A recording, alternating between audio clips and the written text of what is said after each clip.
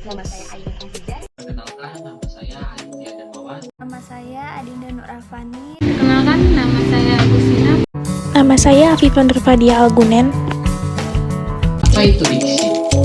Pengertian diksi adalah suatu pilihan kata yang tepat dan selaras dengan penggunaannya dalam menyampaikan sebuah gagasan atau cerita yang meliputi gaya bahasa, ungkapan, pilihan kata, dan lain-lain, sehingga didapatkan efek sesuai dengan yang diinginkan. Keterbatasan dalam kosakata dapat mengakibatkan seseorang kesulitan dalam menyampaikan maksudnya kepada orang lain.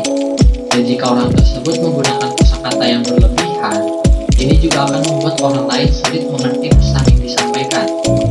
Itu sebabnya para pembicara sering membaca dan berlatih agar menguasai diksi atau pilihan kata ketika berbicara.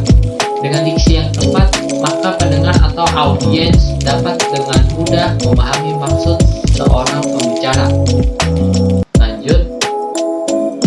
Selanjutnya adalah fungsi diksi. Mengacu pada pengertian diksi sebelumnya, fungsi diksi adalah agar pemilihan kata dan cara penyampaiannya dapat dilakukan dengan tepat sehingga orang lain mengerti maksud yang disampaikan. Diksi juga berfungsi untuk memperindah suatu kalimat. Misalnya, diksi dalam suatu cerita, dengan diksi yang baik maka penyampaian cerita dapat dilakukan secara runtut, menjelaskan tokoh-tokoh, mendeskripsikan latar dan waktu, dan sebagainya. Secara umum, berikut ini adalah beberapa fungsi dari diksi. Yang pertama, membantu audiens atau pembaca mengerti apa yang disampaikan penulis atau pembicara. Yang kedua, menciptakan aktivitas komunikasi yang lebih efektif dan efisien. Yang ketiga, menyampaikan gagasan atau ide dengan tepat. Dan yang terakhir, menjadi lambang ekspresi yang ada pada suatu gagasan. Syarat dalam pemilihan kata atau diksi. Yang pertama itu ada makna denotatif dan makna konotatif. Makna denotatif adalah makna dalam alam wajar secara eksplisit. Makna wajar ini adalah makna yang apa adanya. Contoh kata makan. Bermakna memasukkan sesuatu ke mulut, dikunyah, dan ditelan. Sedangkan makna konotatif adalah makna asosiatif. Makna yang timbul sebagai akibat dari sikap sosial, sikap pribadi, dan kriteria tambahan yang dikenal pada sebuah makna konseptual. Yang kedua yaitu makna umum dan makna khusus. Makna umum adalah kata yang acuannya lebih luas. Kata khusus adalah kata yang acuannya lebih sempit atau khusus. Misalnya, ikan termasuk kata umum, sedangkan kata khusus dari ikan adalah mujair, lele, gurame, dan koi. Selanjutnya ada kata konkret dan kata abstrak. Kata konkret adalah kata yang acuannya dapat diserap oleh panca indera. Misalnya, meja, rumah, mobil, air, wangi, suara. Sedangkan kata abstrak adalah kata yang acuannya sulit diserap oleh panca indera. Misalnya, perdamaian dan gagasan. Selanjutnya yaitu sinonim. Sinonim adalah dua kata atau lebih yang pada asasnya mempunyai makna yang sama tetapi bentuknya berlainan. Misalnya kata cermat dan cerdik. Yang kelima yaitu kata ilmiah dan kata populer. Kata ilmiah merupakan kata logis dari bahasa asing yang dapat diterjemahkan ke dalam bahasa Indonesia.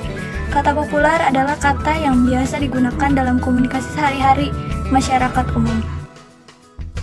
Makna kata definisnya. Makna atau arti adalah hubungan antara lambang bunyi dengan acuannya.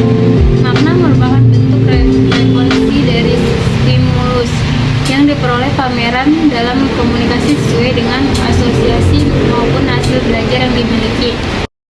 Berikut adalah sejumlah sifat-sifat dan relasi makna yang lazim dibahas oleh semantik, ambiguitas, leksikal, sinomi, hiponimi, overlap, dan antonim. Ambiguitas leksikal terjadi ketika satu kata memiliki lebih dari dua arti. Sinonim adalah sejumlah kata yang memiliki makna yang sama. Hiponim adalah satu kata yang artinya mencukupi keseluruhan makna kata lainnya. Overlap adalah fenomena semantik tak kala dua kata atau lebih bertumpat tindih fitur semantiknya. Antonim adalah dua kata yang berlawanan artinya. Makna kata menurut para ahli. Menurut Ullmann 1972, apabila seseorang memikirkan maksud dari perkataan seseorang sekaligus rujukannya atau sebaliknya, maka akan lahirlah makna. Orbit dalam Surdayat 2009,13 menjelaskan bahwa makna merupakan apa yang kita artikan atau dimaksud oleh kita. Daja Sudarman 1999 bagi 5 menjelaskan bahwa makna merupakan pertautan antara unsur-unsur bahasa Indonesia itu sendiri. Ferdinand de Saussure di dalam Abdul Sher 1940 berpendapat bahwa makna merupakan konsep yang dimiliki oleh suatu tanda linguistik. Kata umum dan kata khusus. Pertama-tama kita bahas pengertiannya lebih dahulu ya. Kata umum ialah kata-kata yang memiliki makna dan cakupan pemakaiannya yang lebih luas. Kata umum biasa disebut dengan hipernim. Sedangkan kata khusus ialah kata-kata yang ruang lingkup dan cakupan maknanya lebih sempit. Kata khusus biasa disebut dengan hiponim. Pada umumnya, kata umum memiliki beberapa macam kata khusus. Meskipun kata khusus memiliki bentuk yang berbeda, maknanya tetaplah sama dengan makna kata umum. Contoh kata umum dan kata khusus. Kata umum mendatangi, kata khususnya mampir, singgah, dan berkunjung. Kata umumnya membawa, kata khususnya mengangkat, menjinjing, menggendong, mengangkut, menyeret, membopong, dan memanggul.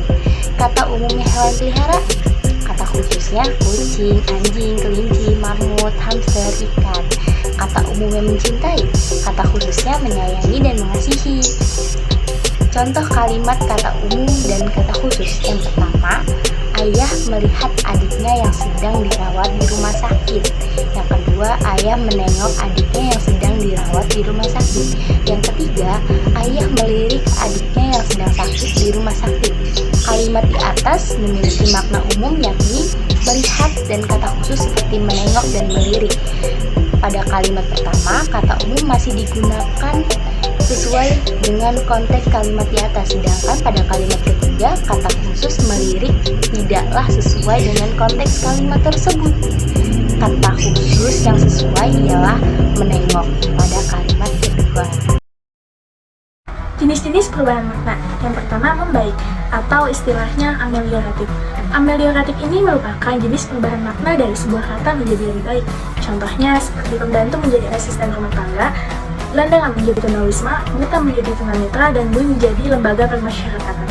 Yang kedua adalah memburuk atau istilahnya peyoratif. Peyoratif ini merupakan jenis perubahan makna dari suatu kata menjadi lebih rendah. Jadi bisa dijelaskan bahwa peyoratif ini merupakan antonim dari amelioratif. Contohnya seperti meninggal jadi mati, bayi jadi orok, pergi jadi minggat, tunasusila jadi pelacur. Yang ketiga ada penyempitan atau spesialisasi. Jadi spesialisasi ini merupakan sebuah kata yang awalnya memiliki makna yang luas, namun kini telah mengalami penyempitan makna. Agar tidak bingung, saya akan memberikan contoh kalimat. Ada dua kalimat.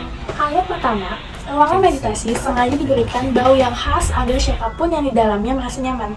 Kalimat kedua, mayat itu ditemukan di pinggir sungai dalam keadaan membengkak dan mengeluarkan bau yang sangat menyengat. Nah, dari sini dapat disimpulkan bahwa kata bau pada kalimat pertama yang berarti aroma dalam pengertian yang luas, sedangkan kata bau pada kalimat kedua yang berarti aroma busuk yang berarti mengalami penyempitan makna. Yang keempat, ada makna meluas atau istilahnya generalisasi. Jadi, generalisasi ini merupakan perubahan makna yang terjadi pada suatu kata yang awal penggunaannya terbatas, namun sekarang berubah penggunaannya menjadi meluas. Jadi, generalisasi ini merupakan antonim dari spesialisasi. Saya akan memberikan satu kata contoh generalisasi. Ada kata benih, dulu hanya dimaknai sebagai bibit dari bahan dasar perikanan ataupun pertanian. Saat ini selain masih dimaknai dengan makna sebelumnya, perluasan makna kata benih juga dapat berarti sumber atau pangkal dari segala hal. Contoh, benih jagung ini adalah yang terbaik di pasaran. Yang kedua, orang itu telah menyebarkan benih kebencian kepada kita semua. Yang kelima, ada perubahan makna atau istilahnya asosiasi. Asosiasi adalah perubahan makna di mana terdapat hubungan makna asli dengan makna baru akibat adanya perubahan lingkungan pemakaian. Ada contoh kalimatnya seperti ini.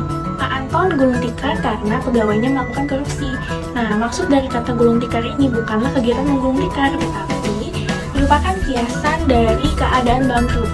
Jadi, arti sebenarnya dari kalimat ini adalah Pak Anton bangkrut karena pegawainya melakukan korupsi.